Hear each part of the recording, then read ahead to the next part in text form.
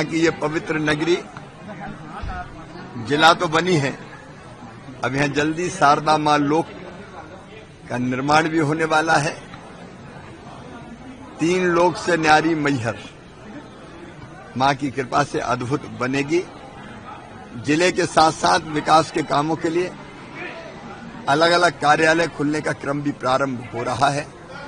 आज मैं फॉर्म अपने गहवारा फार्म होके आया हूं।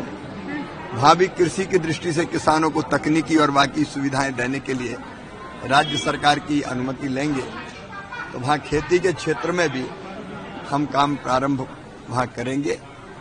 आज जिस ढंग से मैहर का विकास हो रहा है और अब भविष्य में होगा, वो अद्भुत और अभूतपूर्व होगा।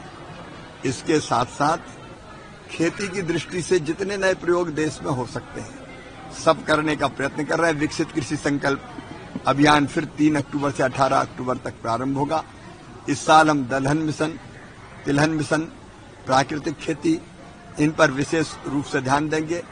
और एक सबके लिए खुशखबरी है, जीएसटी की जो दरें पहले दिन से ही नवरात्रि के कम होंगी, तो जो 35 HP का हार्स पावर का ट्रैक्टर है उस पर 43,000 रुपये का फायदा किसान को होगा, और बड़े ट्रैक्टर है तो 63,000 रुपये तक बचेगा।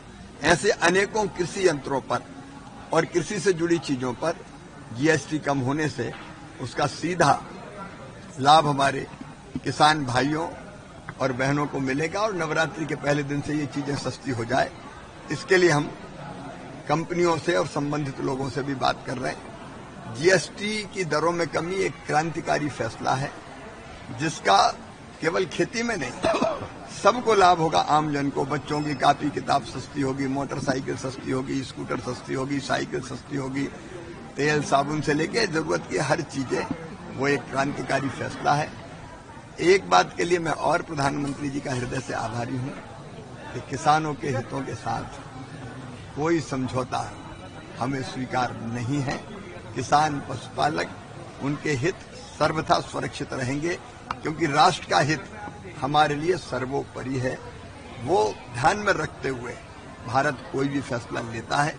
आज जो जनता का प्यार, स्नेह और आत्मीयता प्राप्त हुई, वो भी अद्भुत और अमूल्य है। मेरे लिए तो जनता की सेवा, देश में अब चूंकि मैं हूं तो वही भगवान की पूजा है, वही मान के मैं इस काम में लगा हूं। और आज यहां किसानों के साथ भी चर्चा और बातचीत करके मां की शरण में पहुंचा।